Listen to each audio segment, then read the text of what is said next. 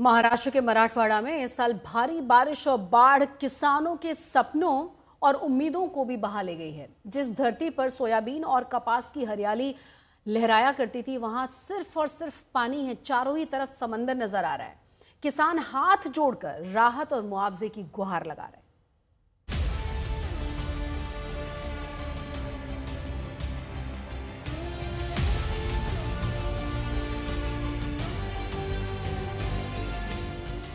त्योहार की मिठास इस बार मराठवाड़ा के किसानों के लिए कड़वाहट बन गई।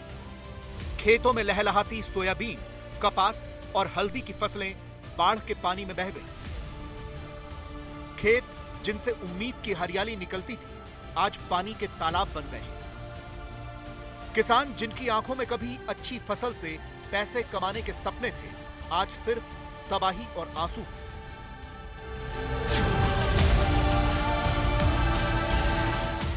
हिंगोली के किसान विश्वनाथ लोंढे की 5 एकड़ में खड़ी सोयाबीन और कपास की फसल बाढ़ में बह गई। अब सिर्फ खाली खलिहान बचा है। विट्ठल लोंढे की तुअर और कपास भी बर्बाद हो गई। यहाँ करीब 2.5 लाख हेक्टेयर खेत बाढ़ की चपेट में है। किसान गुहार लगा रहे हैं कि पंचनामे जल्द हो और राहत मिले। आणि आम्ही 3 पिके घेतो, सोयाबीन, कापूस आणि तूर. तर या तिन्ही पिकाचं अतोनात नुकसान झालेलं आहे. सोयाबीनसाठी एकरी खर्च सगळा जर निन्ना पिन्ना डवरण फिवरण फवारणी गिवारणी सगळं जर केलं तर 30-35 हजार रुपये खर्च यायला साहेब.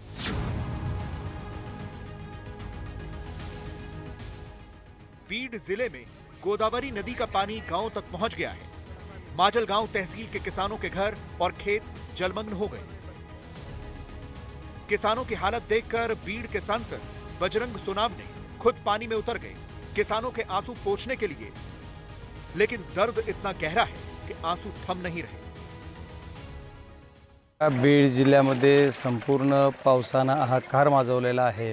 एका आपल्या बीड जिल्ह्यातून 3 किलोमीटर पलीकडल्या साईडनं 3 किलोमीटर एवढं प्रचंड पाणी येत आहे आणि या पाण्यामुळं जिल्ह्याचं अतोनात नुकसान झालं आहे. गोदाकाठच्या गेवराई तालुका असेल, माजलगाव तालुका, परळी तालुका आपल्याकडून बीड जिल्ह्यामध्ये प्रचंड नुकसान झालं आहे.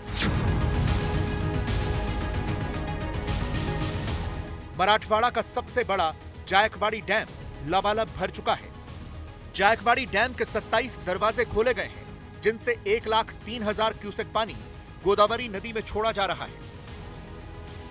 इससे पैठण शहर डूब गया, कपास की फसलें बर्बाद हो गई, नारंगी के बाग तबाह हो गए, नदी किनारे की उपजाऊ जमीन बह गई।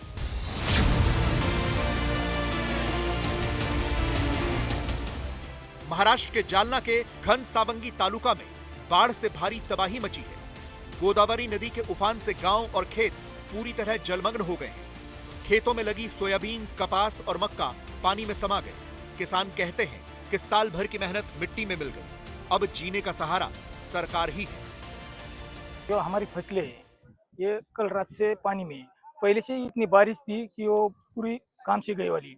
अब इस गोदावरी के महापुर से ये पूरी फसलें अभी यहाँ आप देख सकते हैं कि इसके नीचे जो फसल है अभी कपास है, वो कुछ भी नहीं दिख रही, खाली पानी दिख रहा है। वो इतना इस गांव के किसान का 90% नुकसान हो गया है। हमारी मांग तो सरकार से ये रहेगी कि 1.5 लाख हेक्टेयर से हमें इसके खेती के मुआवजा मिलना चाहिए।